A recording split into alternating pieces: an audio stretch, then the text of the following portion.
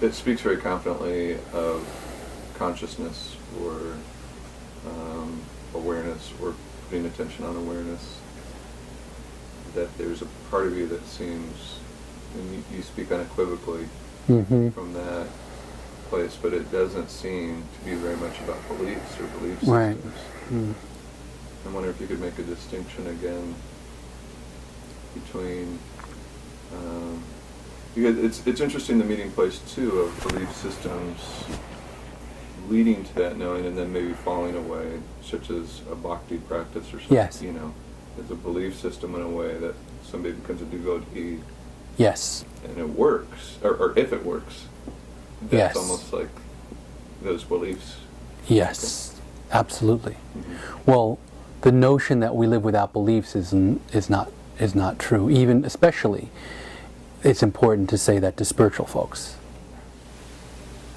Everybody believes a lot of things in order to function. And belief, you could say, or imagination, is actually a function of, as important as any function of the human being.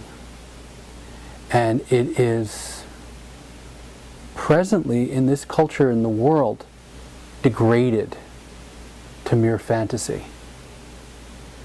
So, not having beliefs is actually not possible and not preferable. We have a belief generator all the time.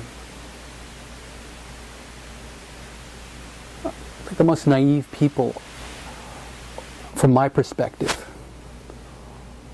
are people who believe that they have no beliefs because they think scientifically. The scientific view removes subjects from what is being observed, removes persons. Imagines it. Exactly. Right. Imagines it, removes persons. The problem is that actually beliefs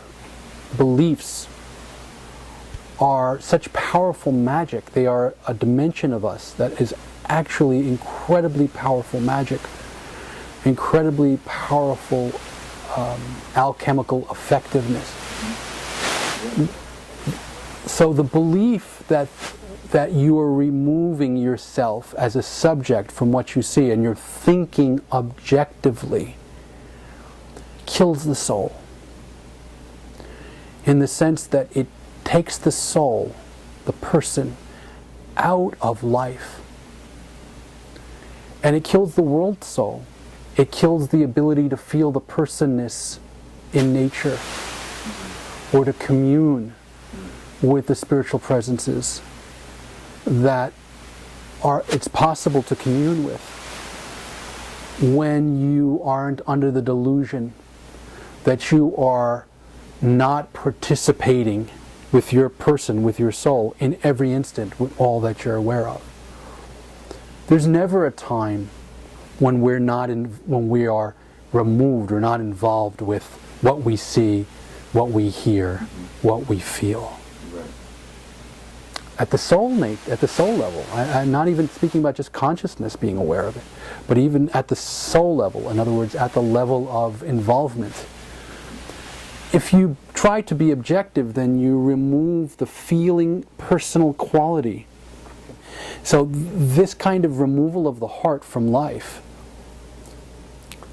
is because you believe that there's an objective reality that doesn't include persons. The magic of that actually creates a world that's dead.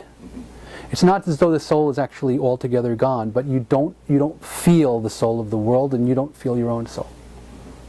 So belief is incredibly powerful. You could say the difference between an idol and an icon is the difference between clear understanding about the nature of belief and making your belief into an idol.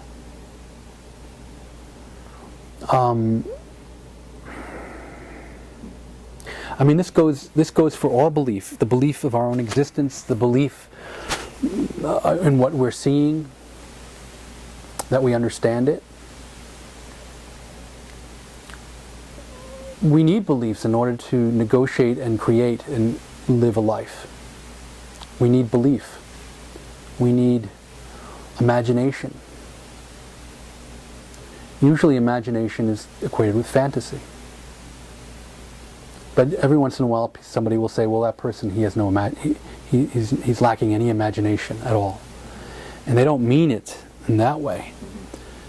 Because our culture has demeaned imagination, really, it's like the mind, thinking mind, is an incredible tool. But imagine if no one in the culture thought that it was worth developing. Well, it would still be functioning, and it would have all kinds of wrong understanding. It would have all kinds of understanding that was not useful. That's what I mean by wrong understanding, right? That wasn't serving any use. I mean, the proper way to use the faculty of thinking is for it to be useful. You figure out how to make fire, and then you do it. You figure out how to take care of yourself. You do that.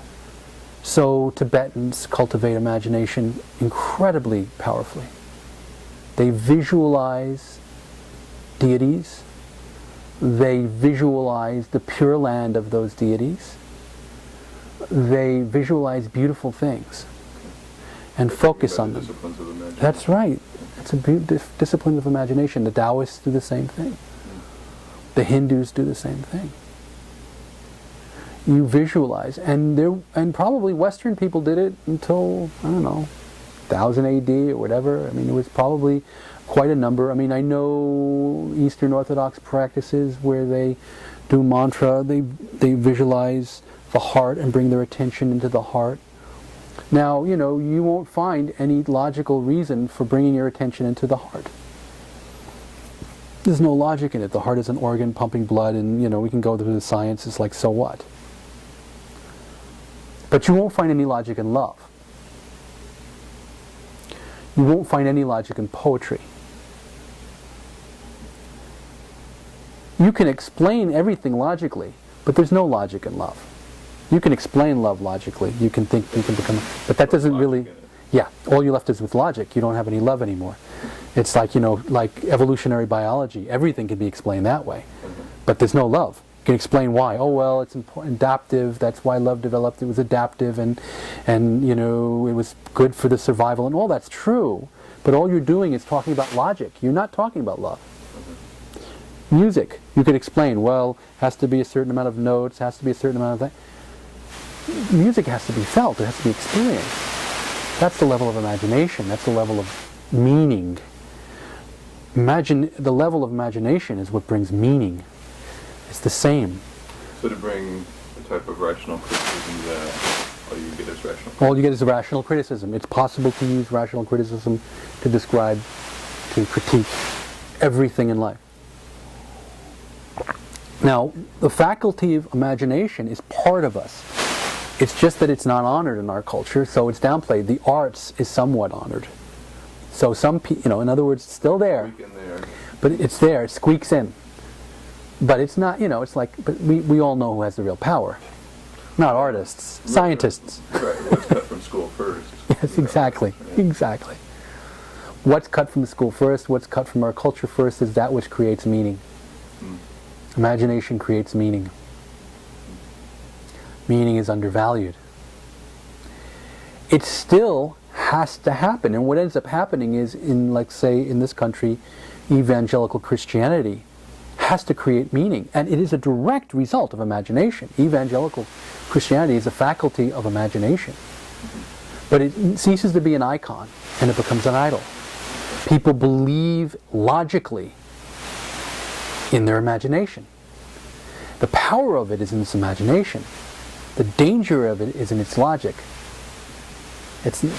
In other words, it becomes opaque. You can't see through the symbol. The symbol is there to inspire for something deeper.